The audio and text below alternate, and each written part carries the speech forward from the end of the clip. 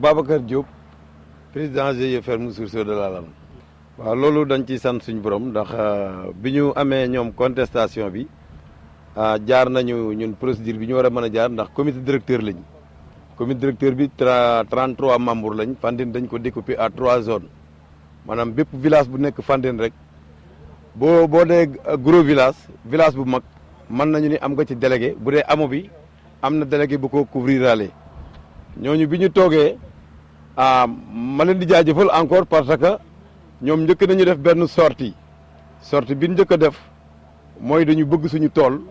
warul tëj mais loolu li ko provoqué mooy dafa am benn contrat boo xam dafa tàmbali woon 2009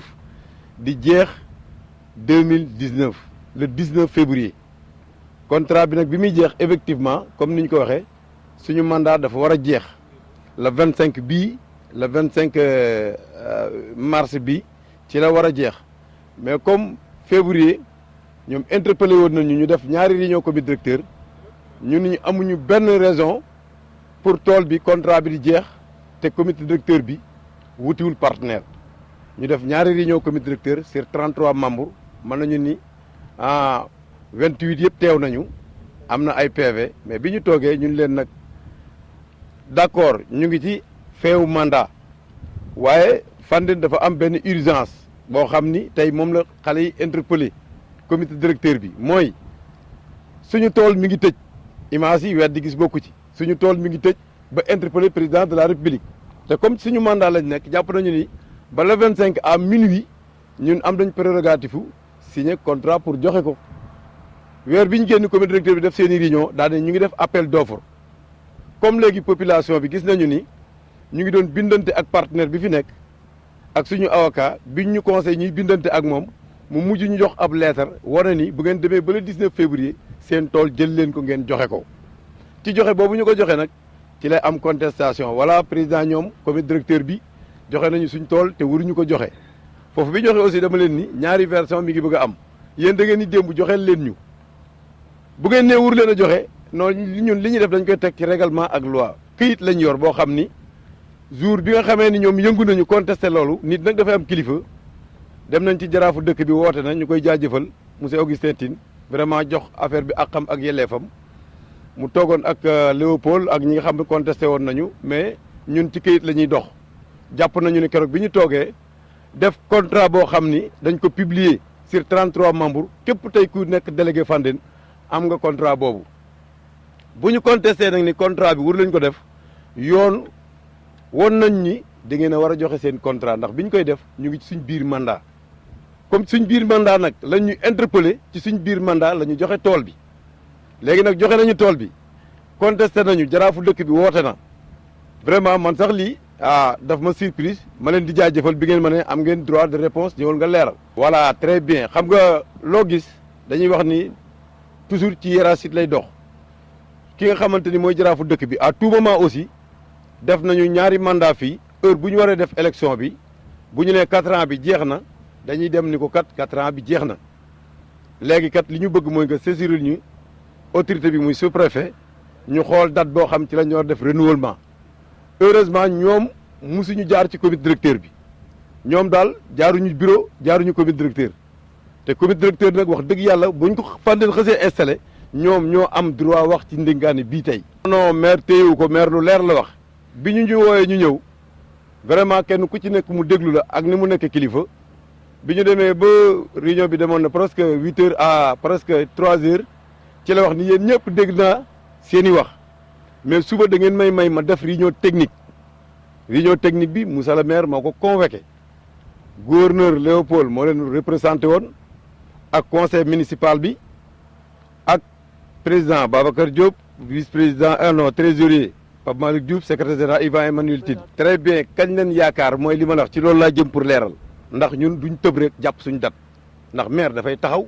sous-préfet dafay taxaw ñoom ñoo organiser élection bi ñoom fi mu nekk ni tey ñu ngi en cours bi ñu waxtaanee ba tënk ñoom ñoo ni lu mën a xew balaa 31 mai entre sous-préfet ak le maire li ñu tënk balaa la 31 mai incha allah assemblée générale dana am voilà loolu la ñu mujj a tënk ak moom kon buñ interpellé waatee te keroog defe naa ne bi ñuy toog loolu lañ tënk ñun nag buñ toogee ak autorités yi ñu jàpp benn ni le fin maanaam mai ci la ñuy def assemblée générale li ñu def ñun mooy xam nañu ni dañu war a dem jaayi ay carte parce que Fandène li muy réeréy ki juddu bi ak ki am 100 et quelques années ci la bokk léegi nag dañuy toog benn 2 mois wala 1 mois jaay carte yi ba duñu blessé kenn ku ni damaa soxla woon carte amuma. lu mus ñu ko def parce que dañu am règlement intérieur boo xam ni statut la ñuy doxee ay texte la ñuy wax moo tax toujours dañuy respecté texte bi ak règlement intérieur bi li mu def. suñu mandat jeexul bi ñu signé contrat bi ndax bi ñuy dem ci gouverneur ak monsieur le ministre li taxoon monsieur le ministre xam na ni moo jaboot gi bu fekkoonte ni suñu mandat jeexoon na moom du dox ci informel parce que bi ñu firnde bi mooy bi ñu signé convention nouveau partenaire bi moom adjoint moo ko homologué. voilà Falilou Atta la moom mooy nouveau partenaire bi mooy Moustapha Mbacké Fall. voilà 10 ans la ñu signé ak moom parce que 10 ans la ñu defoon bële bii 10 ans foofu tamit aussi merci beaucoup bi ñuy def contrat bi ñu toogee comité directeur dañu indi propos bi ñu ni képp koo xam ni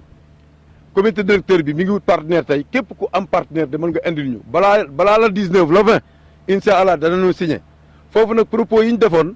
Falilou Atta bi mën nañu ni vraiment dafa raw ñu bëri parce que fii 7 millions lañ doon joxe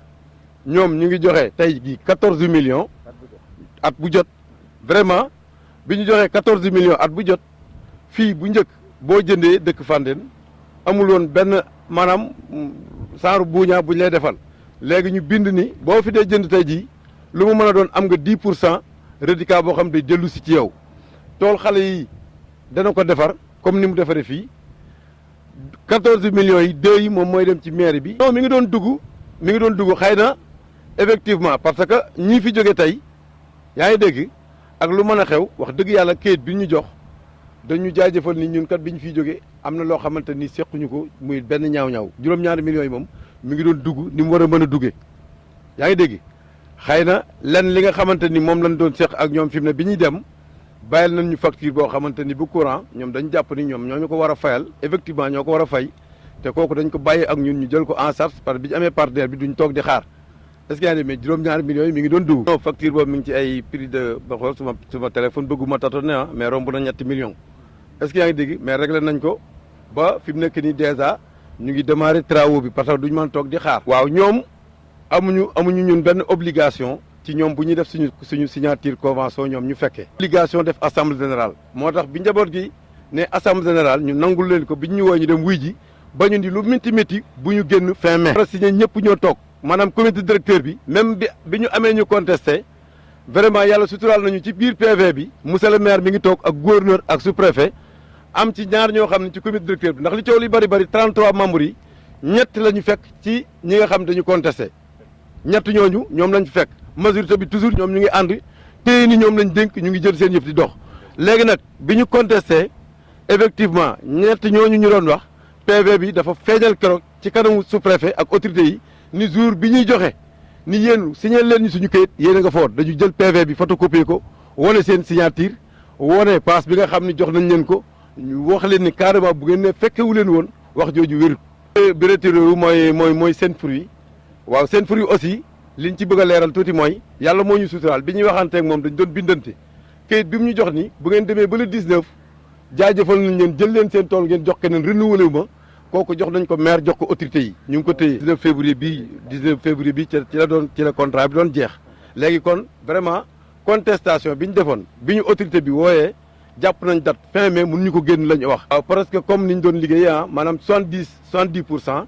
parce que partenaire bi dañuy wax ni lépp loo xam ne compétence la Fandène am na ko bala nga koy wuti ñun na nga ko jël ci ñun léegi ñu d'accord ak moom 70% mën na am xaritam mën na am mbokkam mën na am lu Fandène amul mais ça c'est que 70% bi moom la ñuy respecté. % yëpp ci commune bi la bàyyi ko firnde bi mooy ñii fi toog tey ñi ëpp ci commune bi lañ dëkk fi leen jël ay gardiens fi leen déparé ay employés vraiment. justement problème forage bi heure bii démb comme li ma leen di wax alalu Fandène la vraiment bu ñu ñëwee fekk mu am lu ñu ñooy techniciens yi nga xam ne ñoo trouvé panne bi parce que forage bi tàkk na gars yi xëy taal ko mu am panne bi mu amee panne vraiment ñu ñëw jël techniciens yi ñu xool bi ñu ñëwee di démonter effectivement image yaa ngi fi bi ñu ko xoolee ñoom ñoo d'accordal seen bopp ni lii acide la man ma ñëw ñu woo ma ne ma président y a un sabotage bi ma ñëwee fekk acide bi ñu xool kenn ku ne nangu ni li acide la ma photo def sama ay film mu jël ma woo jaraaf bi comme lu métti métti mooy maire bi moom it ñu koy jaajëfal mu adjoint mu dawal oto mu ñëw fekkee bi mu ñëwee xool it ñu jël suñu avocat ak suñu huissier kenn ku ci nekk moom mu ñëw defal ñu rapport loolu tamit waxuñu kese noonu yem ci certifié nañu ni ndox mi am na acide. waaw mais kan moo ko certifié loolu incha allah dañ jël papier bi demee après demee jox ko monsieur le maire comme ni ñu ko joxe woon yenn kayit yi. jël nañ expert bu analyser ndox mi wóor nañu ni ndox mi dafa am acide comme ni ko techniciens yi waxee loolu nag li ñu ciy jàngate mooy sabotage mi ngi am bi ñu toogee waxtaan it li ñu wax mooy li tax ñu woo maire démb